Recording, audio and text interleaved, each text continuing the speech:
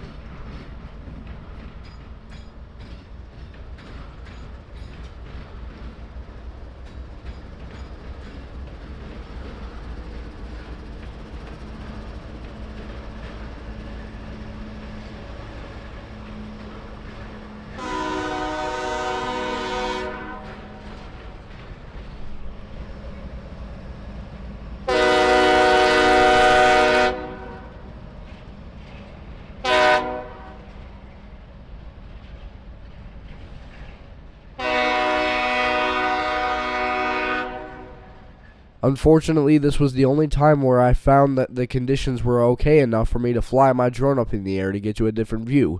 So I decided to take flight, and I got you guys a different view. Not that it was much useful, but it's still something to look at.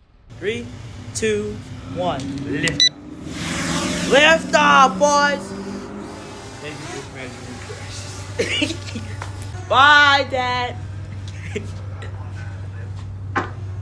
Alright, go to 15th Street. Go to 15th Street. You can barely see it now.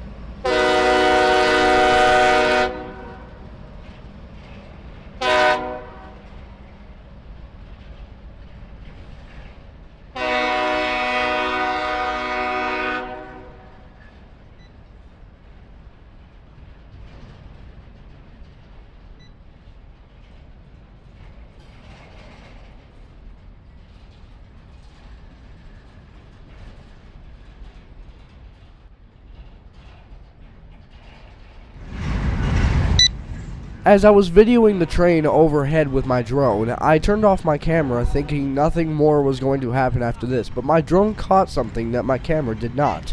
But while this train was going through, we noticed it was going through pretty slowly, but that's because it was going cautiously for something that happened up farther north.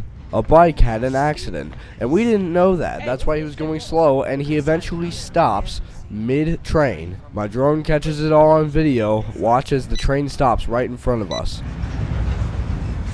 We need to check the Cordele side because there's a train at the Cordele Walmart side. Oh, that's not the closest one? Yeah. Wait. Let me tell Dan. He's going slow. I'm talking slow. Like 5 knots.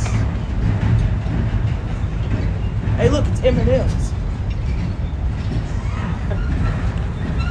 Come on, so we can chase that. Bro, I thought this was M&M's.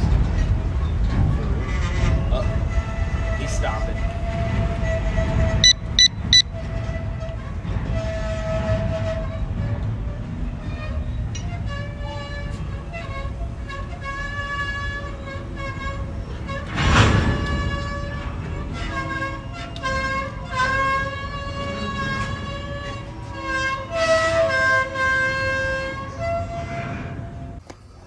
It's completely stopped.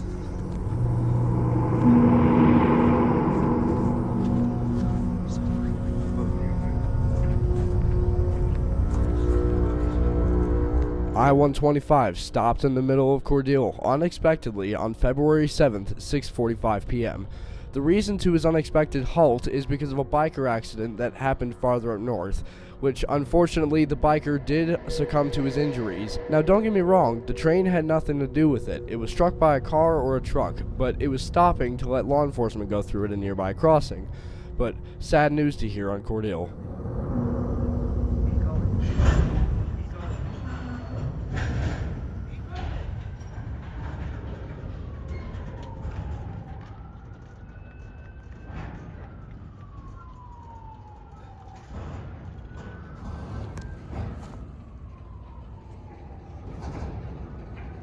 Now, at the moment, we had no idea why the hell he was stopped, but we were pretty concerned by hearing the sirens. But once he started moving again, we were like, oh, okay, everything's good.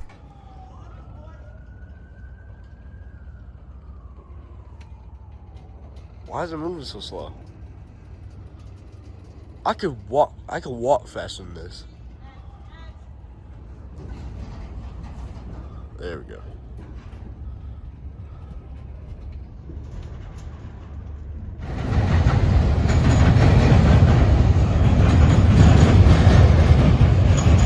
He started to pick up speed and book on to north again, but I give my condolences to the family of that biker. That should have never happened.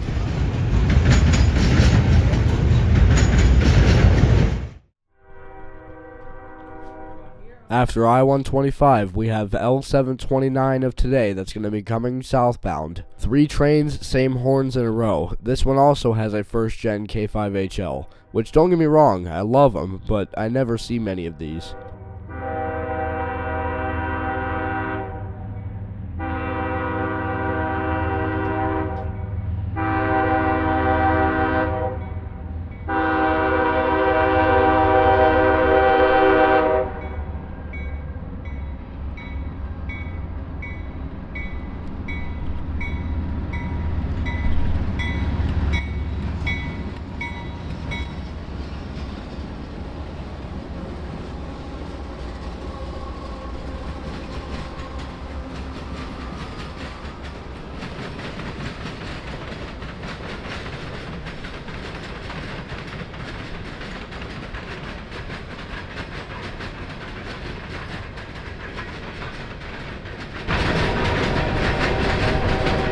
What you heard there was not the same train that's going by right now. It's a new horn for a new train that's going to be on the NS line. What we're hearing is NS 323 going across a crossing, getting ready to stop because they know the CSX is passing.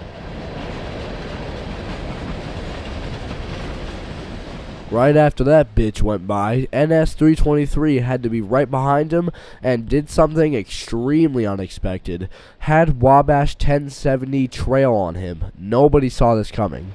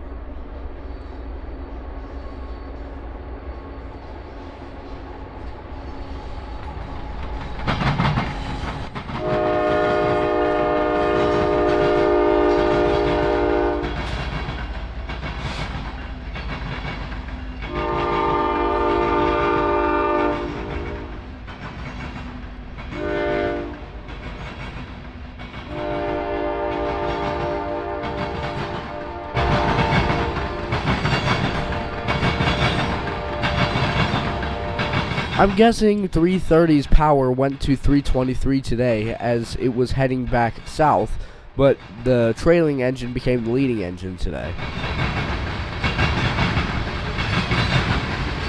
One of my favorite sounds while rail fanning is if trains are going over a set of diamonds. I just wanted to record this just for that.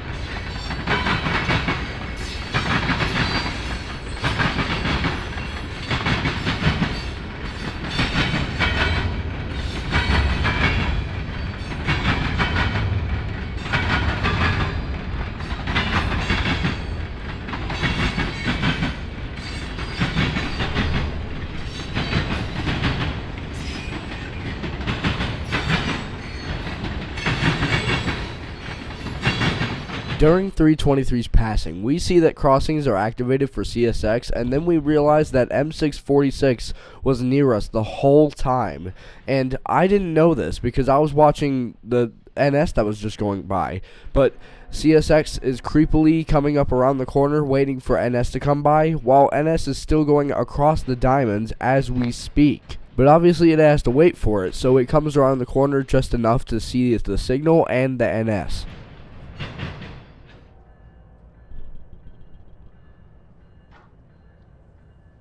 With 323 gone, 646 the reroute got the green light and is coming across the south end of Cordele.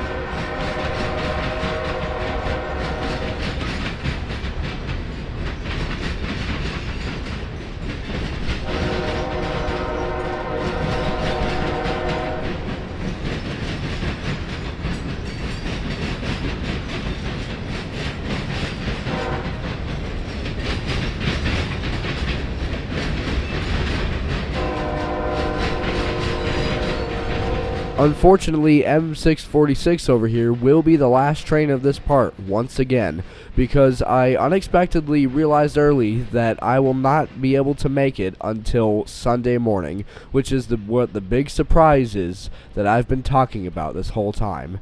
Now, this discludes the Wabash Heritage Unit. It might be a bigger surprise than that. You'll find out next episode. Stick around.